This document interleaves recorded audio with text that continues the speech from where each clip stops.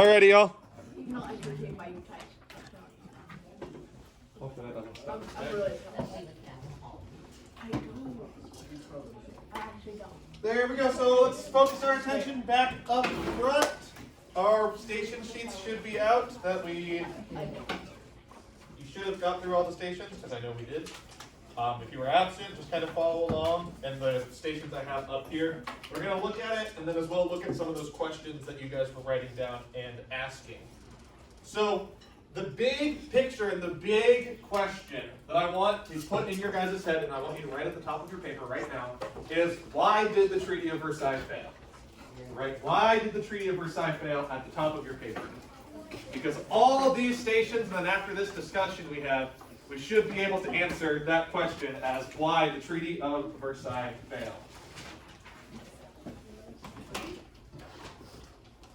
So, you've looked at the stations, you've looked at the sources, you have your summaries, you have your observations, you still have your questions.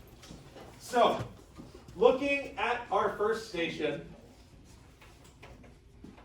what were some of the questions that you guys had from the primary source? Tice. Why is there a photo of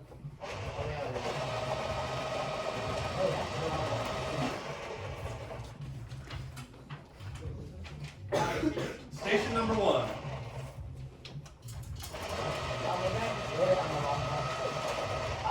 That's about P3. Tice, will you look for it? I'm going to go to Captain. What does armistice mean? What does armistice mean? Does anyone know what an armistice is? Or can you, based off context clues and based off our headline, can we figure it out? Yeah, Addie. Is it like a truce? It is. That's exactly what an armistice is. An armistice is a ceasefire or a truce of some sort. That it is that formal agreement between sides that this is when the war is going to end. The armistice is going to be the end of the war, essentially. That we don't have a full-on peace treaty yet because we haven't had that meeting for the Paris Peace Convention and the Treaty of Versailles. So the armistice is going to be that formal end of the war, and then they'll go on to have the Paris Peace Convention and discuss what those terms of peace are going to be. Tice, you found it? Yeah, it's like the one that's like cut off. It's the picture that's cut off on the top. Up top here. It would be so nice. The Allied leaders, Allied and German leaders posed by the railway car in which the armistice was signed. Oh, that makes a lot more sense. So again, make sure that we're reading the captions as well. Yes. Captions give us a huge clue. So yeah, that's a photo of all the leaders that came together and signed the armistice, which is that formal document ending the war, not the Treaty of Versailles. Yes, Christopher.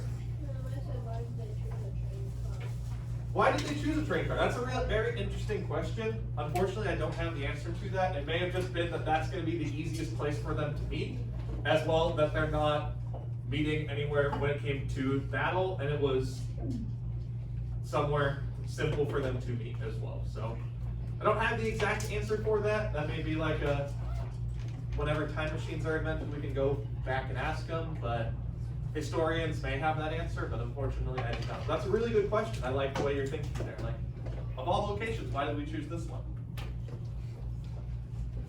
Looking at the newspaper headline now, is anyone wondering what a Kaiser is?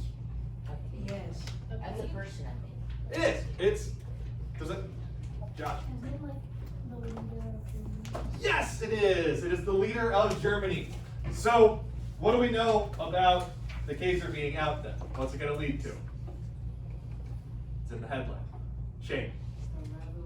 Yeah, there's going to be a German revolution, and that's going to be what makes way and makes it very easy for Adolf Hitler and the rise of Nazism to take part following World War I. So that's one thing that we have. Keep that in mind as we continue thinking about what our big question was of why did the Treaty of Versailles fail? That's one of the key observations we have to have here is that Kaiser is out and it's going to lead to a German revolution.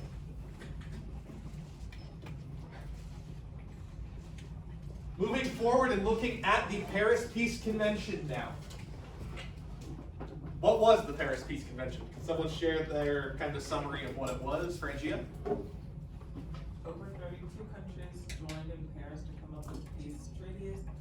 However, the UK, France, the US, and Italy were the big four negotiators. So yeah, the big four nations are going to be Italy, Great Britain, France, and the United States. They're going to be basically the heads of the table in deciding how this is going to work. They all four had their own ideas as to what they thought was going to the Paris Convention and the Treaty of Versailles was going to look like. They all came to it with their own set of ideas, and then they're going to come to that compromise. Notably, looking at the primary source in the political cartoon, who do we think is who's going to be absent from the Paris Peace Convention?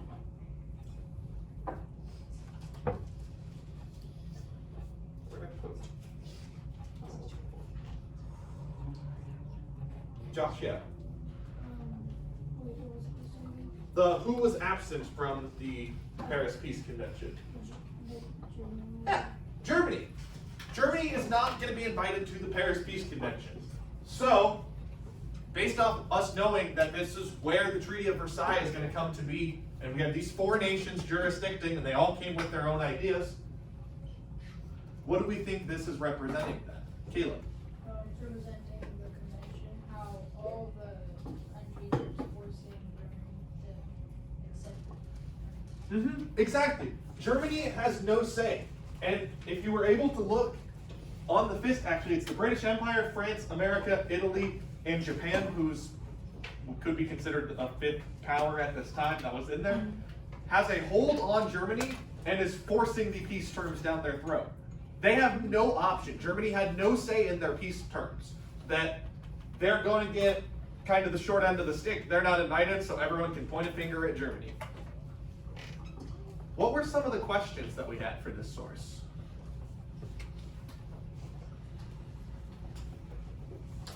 Kelly. Why were they forcing the peace terms on them? On the big one? Why do anyone have any answers to that? Why were they forcing the peace terms down Germany's throat? Or why Germany?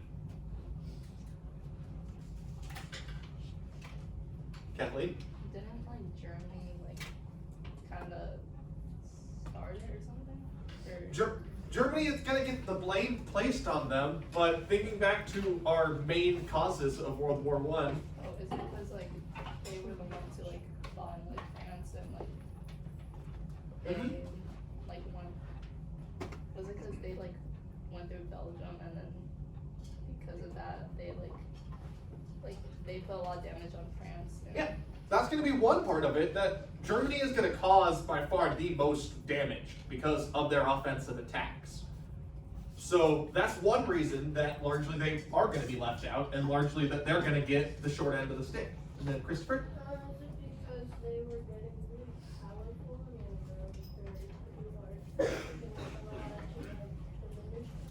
very large? That is part of it as well. Germany was very imperialistic and was through fighting this war, was looking to gain more land. So in order to try and prevent that imperialism and prevent that growing army, we're going to have the Paris Peace Convention where they're going to try and limit Germany's power and limit what they're able to do. So by doing that, they're going to force these terms upon Germany, and Germany isn't going to get a say in that treaty.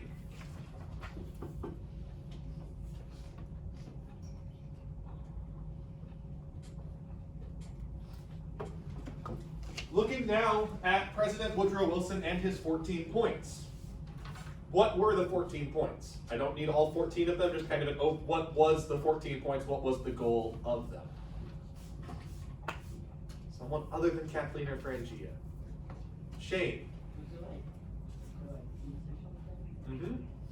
What about peace? Who was Woodrow Wilson? He was the president of what nation?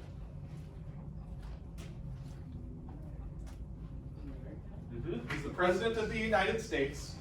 So if it's President Woodrow Wilson's 14 points, what does that relate to peace?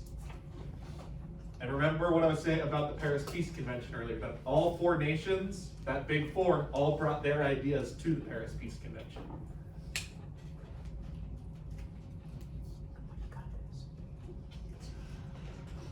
Okay, you got it. Use your thinking pants, Shane. We know, Think of America.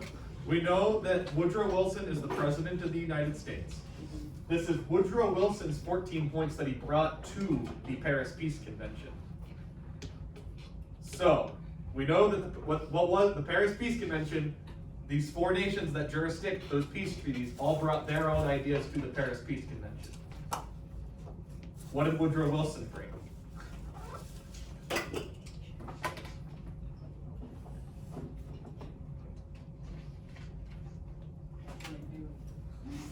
Someone help Shane out, Tice? Wasn't it about like reducing future conflicts and like, future peace? That was the goal of Woodrow Wilson's 14 points was to prevent further conflict and further war. That's the goal, but what was it? He brought 14 points to get ideas to, for like the League of Nations. There it is. It's his 14 points. It's his ideas that he brings. It's if the United States were to be the sole writers of the Treaty of Versailles, it would be the 14 points. So Woodrow Wilson at the Paris Peace Convention is going to bring his 14 points, and that's his idea of what the treaty is going to look like. That's not what the treaty ends up looking like. There are aspects of the 14 points, which we looked at last Friday when we were kind of comparing and contrasting that final treaty and the 14 points in themselves. So,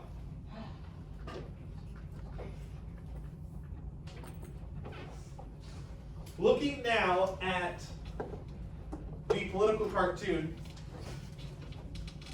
what questions did we still, or what questions did you guys come up with?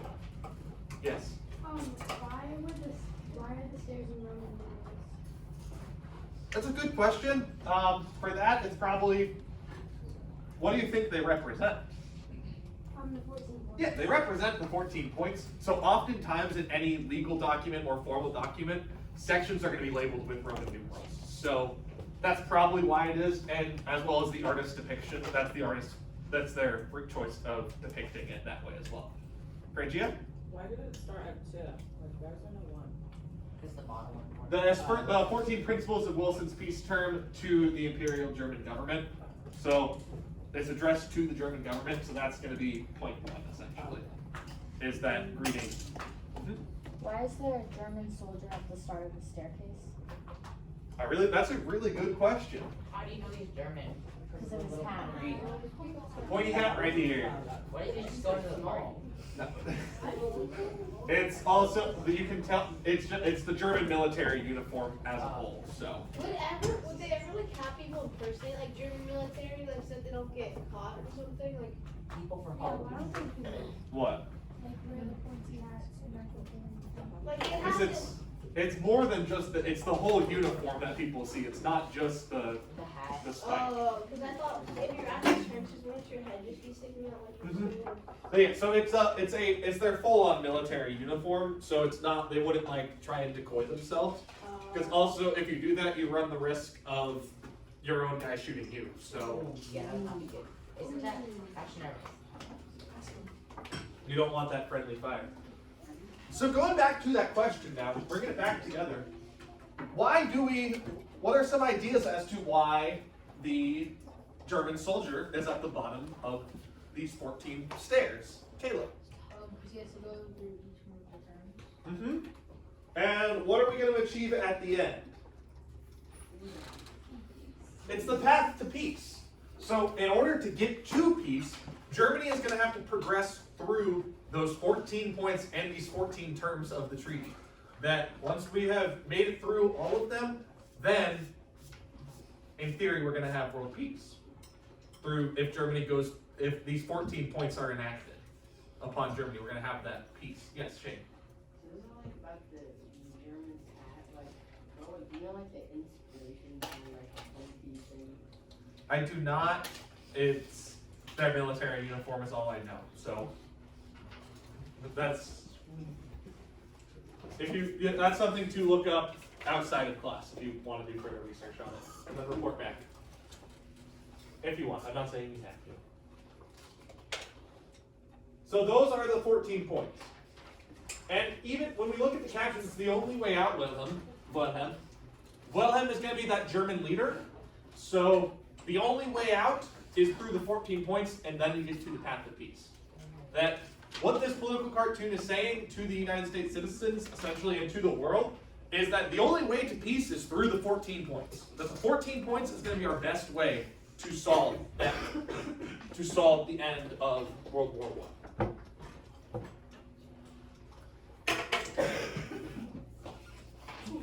Now, looking into the terms of the treaty, this is where I want us to kind of start thinking back to that big question that I presented at the start of why did the Treaty of Versailles fail?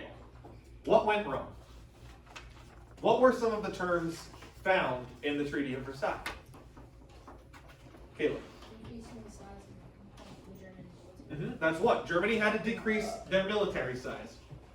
Through decreasing their military, that's going to limit their imperialism. That's going to limit the amount of protection they have. It's going to limit a lot of things. So that's one point. What are some other ones, Kathleen? They have to pay like a lot of money in reparations. That we see in the political cartoon. Germany's going to be buried in that war debt, essentially. That $55 billion of war debt has to be paid back. In theory, if this were to have been followed, after accounting for inflation and some other things, it would have taken Germany until the year 2011 is when they would have finished paying off all their war debt. This was signed in 1918. So almost 100 years it would have taken to pay off that entire amount.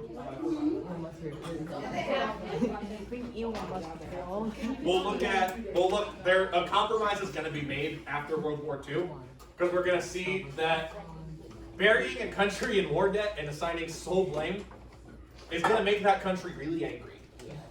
So we're going to the world is going to learn from World War I that when we assign sole blame and just point the finger and say it's Germany's fault, Germany has to do everything, that opens the door for dictators and those totalitarianist dictators to rise to power. Tice? Is that why teachers say like don't point fingers because of World War I?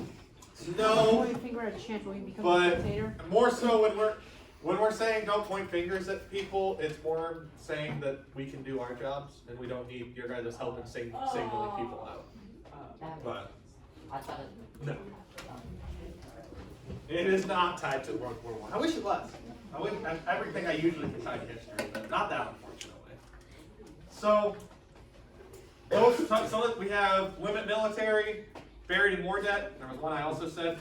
Germany had to accept sole responsibility and sole blame for the war. So, as a whole, what could we say about the Treaty of Versailles' treatment of the Germans? What could we say about that? Caleb? It was really unfair. It was unfair and it was harsh. There were harsh conditions assessed to Germany. So, when looking at the terms of the treaty, it's very much Germany has to do this. Germany has to surrender this. Germany can't do this. Germany can't do this. That Germany is just one member of the Central Powers. If we think back, Germany had nothing to do with the assassination of Archduke Franz Ferdinand that started this whole thing. So saying Germany has to take sole blame, that's not even why we got into this conflict. So, very interesting there. Looking at the source, what questions arose? Oh, that's for that one? Tice? Well, I asked why $55 billion, because that's like a lot of money.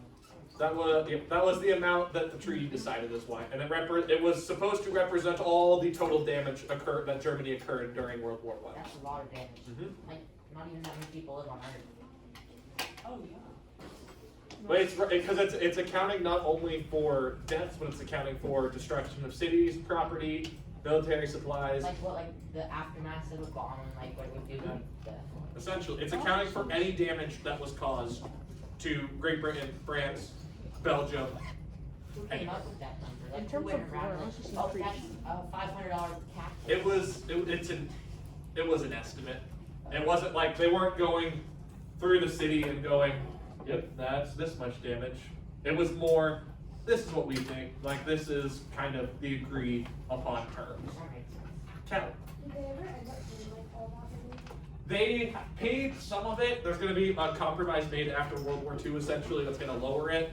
And it is going to get paid for, but like I said, that's why I say in theory, if this number were to have been paid for to a T, it would have taken almost 100 years.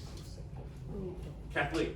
Who do they like pay it to? Do they like divide it up and like give it to each? It would be paid to, in the case of the Treaty of Versailles, it would be paid to the League of Nations, and then the League of Nations would spread that wealth out to make sure that Belgium got their fair share so they could rebuild, Great Britain got their share, France got their share, that it would be distributed based off that damage caused. So, great. Was there any other countries that had to get big war crimes at all? Not according to the Treaty of Versailles. So, how come Germany took the big blame? Because it's just everyone not like Germany or something? Who wasn't at the Paris Peace Conventions? Germany. Did they choose to not show? They were restricted from going. So, they just didn't really like Germany. It's not that they didn't like Germany, it's that they had just fought this war, so the winning side essentially came together and said, we're gonna decide what to do with the losing side, and the losing side was left out. That's kinda sad. Which again is why it's unfair and harsh conditions assessed to Germany, and I hope your brain is thinking, back to my big question of why did the Treaty of Versailles fail? Think about what country is absent at the Paris Peace Conventions. Germany. Yes, Creighton? Would that happen nowadays if like the losing side got to, like say for example, if we went in a war with Russia, would like we decide what Russia does or something? Like would we give Russia a big reward? Rarely when it comes to treaties being signed and decisions being made, is a country left out. Because it's an agreement between both sides of, these are the things we're gonna recognize for you, these are the things you're not gonna do to me now in return. So it was kind of a surprise when Germany was left out, that especially historians looking back on it are like, that's really interesting. So, because more often than not, the two sides would come together, deliberate, and then decide. But also, since at the war at the size it was, it made it difficult to do that. So, When did World War II happen? World War II is going to That be, happened 6 years after, right? No. shortly after. It's going to start in the late 1920s, essentially. 1920s, early 1930s. So, Some people experience both world wars. Did some soldiers have to fight in both of them? there would have been some, yep. Oh wow. We'll look at that. We'll look more at World War II in the coming weeks. So, into the fifth station, which was the League of Nations. Looking at this first image here, the one of the dog of war, what would you say the goal of the League of Nations was looking at this source, Josh? And like the whole It was supposed to, the League of Nations is supposed to be the cure to all wars. That with the League of Nations, it's going to be this international peacekeeping body that has these terms set in place so that World War doesn't break out again. Well, clearly it didn't work. Agreed. The League of Nations fails. Spoiler. Because the US didn't join. Do you think that would ever happen again? No, because we have the United Nations, which is our new international peacekeeping body that has. Isn't like the United Nations like NATO and stuff or something? The United Nations is different from NATO. The United Nations is essentially what the League of Nations tried to do, but they made sure people joined and they had policies in place so that it's not as much that NATO is more of that alliance network, and the League of Nations is more kind of Like restricting like Yes. some of the war. it's more that this is when we need to step in and prevent things from Yeah, it's happening. saying like you So, just can't send a nuke over right now. yeah. Can I know about this? Yes. So, looking at the League of Nations, whose idea was the League of Nations? Well, United States, specifically Woodrow Wilson. Woodrow Wilson had the League of Nations in his 14 points. The League of Nations is going to make its way into the Treaty of Versailles. So the League of Nations is going to form. Who's not going to join the League of Nations? The US. The United States. Looking at this image now, the bridge, represents the League of Nations. Italy, England, France, and Belgium all joined. What's missing? The USA. So, by the United States not joining the League of Nations, this idea that we came up with, that's not the sole reason why it fails, but it is going to contribute to it. Because if this is supposed to be an international world peacekeeping body, we can't have one of the major powers of the West not present. So, what the US was trying to do was essentially draw the line down the Atlantic Ocean, saying, we don't care about what happens over here. We need to focus solely on the continental 48. So we're going to return to that isolationist aspect. And through that isolationism and the United States being absent from the League of Nations, it's going to be one of the things that contributes to the League of Nations failing.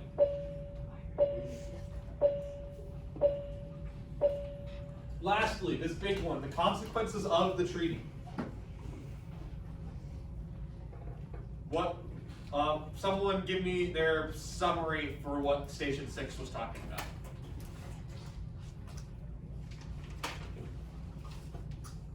Great.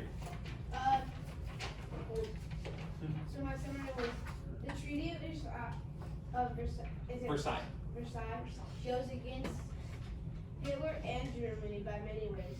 The Hitler Party tried to get out of the treaty, but weren't able to. So same with Germany. I like what you had to say about the Hitler Party and Germany trying to get out of the treaty. What we are going to see, actually, is they're not going to be restricted by the treaty. And the League of Nations isn't going to stop the rise of Hitler and the rise of Nazism. That the League of Nations largely is going to leave Germany untouched, and it's going to lead to the rise of the Hitler Party and the rise of the Nazis.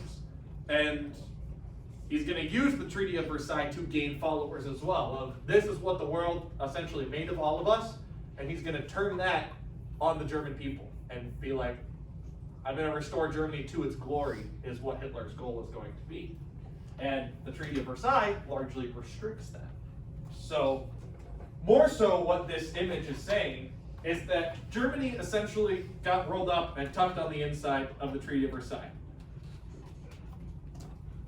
That if Germany is on the inside, as Hitler rises to power, he's going to crawl out of the treaty. And the treaty is going to become essentially nothing because Germany is going to rise to power again. So like basically when Hitler got what he wanted, he left. Well, it's not that he got what he wanted, because what he wanted, he wants to restore Germany to that world power that they were prior to World War I. But more so what this is saying is that if we are to leave Germany unchecked, it's going to allow for this Nazi party to continue to crawl out. And that the Nazi party was formed because of the Treaty of Versailles. Oh, so the Nazis are only a thing because of that treaty? Essentially, partially, you can say that. There's a lot of other reasons as well that the Nazis are going to rise to power. The global depression is going to play a role in that. But largely the terms assessed on Germany and the Kaiser being out and that German Revolution is going to leave that opening in power for Hitler and the Nazis to rise to power. And we will look at that rise to power in the coming weeks in the interwar period.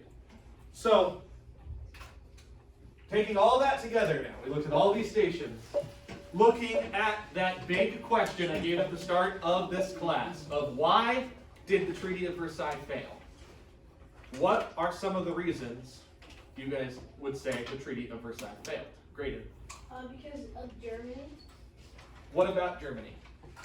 Because they weren't really included in the making of it. Germany being left out of the Paris Peace Conventions and not having a say.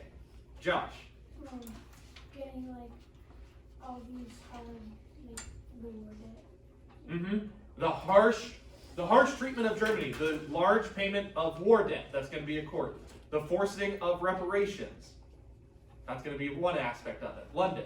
The U.S. not joining the League of Nations. The United States not choosing to join the League of Nations. That's going to be part of it as well. That the League of Nations is going to form, but the United States is going to be absent, and we're not going to be a part of this international peacekeeping body that we came up with, that our president had came up with. So that's another aspect. Tice. It's kind of like a bad look. Like if you came up with something and then you didn't join it, why would other people want to join it? Exactly, and that's what we're going to see that happen actually. That countries are going to be like, what's the point of this organization if, essentially, how is this organization going to be ran as well if the people that came up with it aren't present? Yeah. So, all of those are going to contribute to it, and we will continue to see the effects of World War I and the Treaty of Versailles. We will continue to see those effects, and we're going to see that in the coming weeks when we look into the interwar period. So, keep all those things in your mind, and don't forget about the Treaty of Versailles. So, any final questions? All right, you guys are free to turn that station sheet in, and I will pass out our next activity.